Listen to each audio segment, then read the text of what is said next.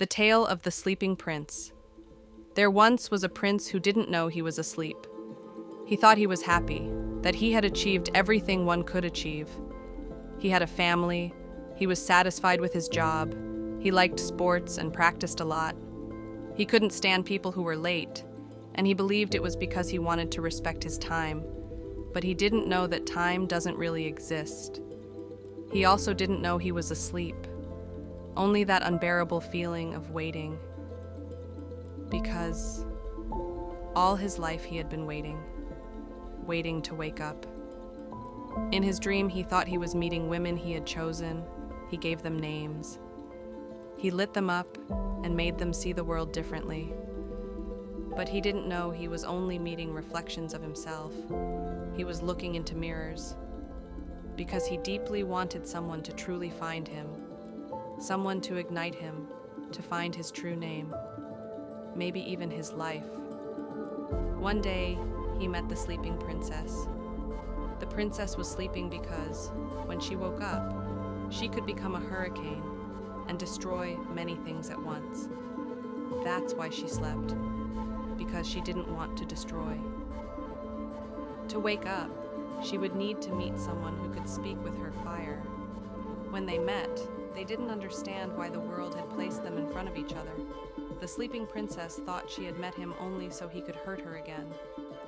So she grabbed a sharp knife to defend herself. And he, surprised, stepped back, looking at her in shock. "You're not enchanted by me? You don't want me to ignite you with my fire? You would be even more beautiful with my glow." But she knew she was not a reflection of his fire. She carried her own, and she was afraid of it. Suddenly, a powerful dragon flew over their heads, frightening and enchanting them at the same time. Both of them suddenly found themselves very close, looking into each other's eyes, and it was unclear whether they were more afraid of the dragon or of the fact that they had almost kissed at the same moment. They were both very afraid of such a kiss. Until now, each of them had wondered who should kiss whom first, and what that kiss would do to the other. And then, only their own echo would meet them. They didn't know any other kind of meeting. They didn't know that if you open the world with the key called My Way, then the real world never comes. And here, a kiss they had never known almost happened. Because a true kiss comes from a world we know nothing about, to change us in a way we do not understand. A true kiss can sometimes destroy everything, and sometimes it can create miracles. In truth, this is a tale about a kiss. Calling the spirit of the kiss is like calling the moment of truth, a truth that cannot be undone. And this is what is hard and beautiful about truth, that even when we feel we are not ready for it, it believes in us, and it won't let us stay asleep. Truth is like little bells that ring even in silence. And even if the kiss doesn't happen, but is longed for with your whole heart, its spirit circles and leaves a trace in dreams. He sleeps, but dreams a dream in which he no longer waits.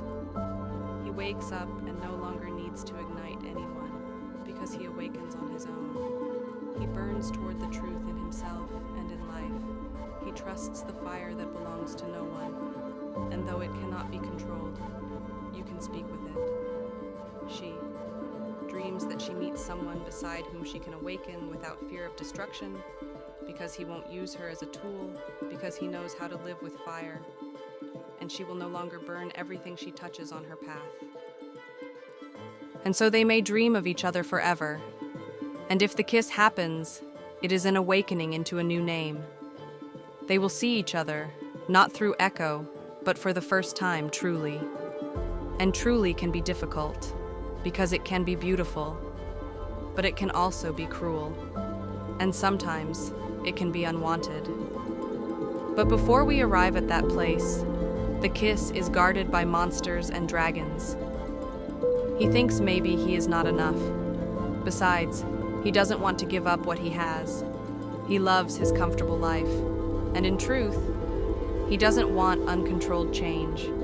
He would like to steal the kiss, but he doesn't want it to transform him, and she doesn't want to lose herself again. She doesn't want to trust. She's afraid that again, she won't be able to give herself fully, that her fire will find no home, and she will become a hurricane, burning everything in her path. That's why the kiss still waits. Because true kisses are gates, they lead to the world of truth, and he waits for them. Because waiting matters when you are waiting for yourself, and for your new name. Because in waiting, you come to know the essence of what is coming. Waiting is meant to open the eyes of seeing. And if you grow into the weight of what you are waiting for, then even an eternity of waiting does not matter. So in truth, this is a tale about waiting.